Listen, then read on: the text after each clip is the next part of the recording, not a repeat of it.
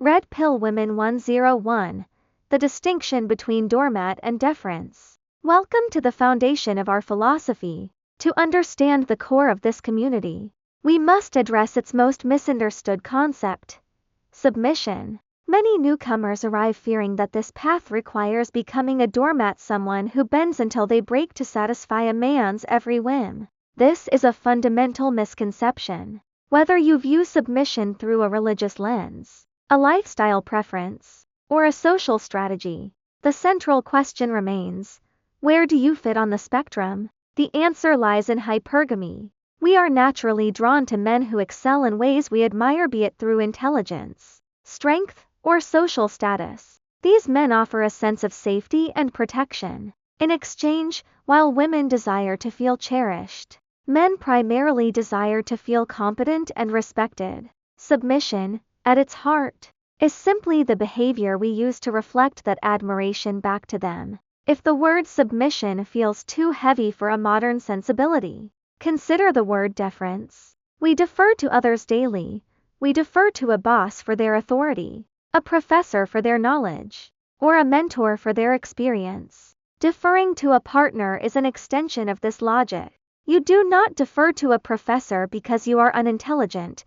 You do it because they have mastered a specific domain. Likewise, you do not defer to a partner because you are weak, but because you trust his leadership. Choosing the leader, not the doormat. There is a vital distinction between being a doormat and practicing deference. The doormat, a woman who diminishes her own worth to prop up the ego of a weak or incompetent man. Deference, a tactical choice to follow a respectable man whose vision aligns with your own. If you find yourself constantly questioning a man's plans or fearing his decisions, he is not the right man for you to follow. Submission is a gift reserved for a man who has earned your respect. If he asks you to set yourself on fire because he is chilly, he is not a leader worth your deference. Strategic silence and shared goals. Choices within a relationship should always serve the best interests of the family unit. You should not quit a job you love simply because a man demands to be the sole provider.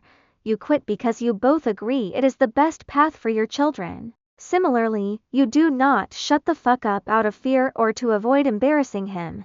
You remain silent because you trust him to manage his own responsibilities, like mowing the lawn or navigating a drive, without your interference. Most women find fulfillment in a partnership, but no woman is better off with just any man. Blindly following a weak man is a recipe for resentment and a loss of self-worth.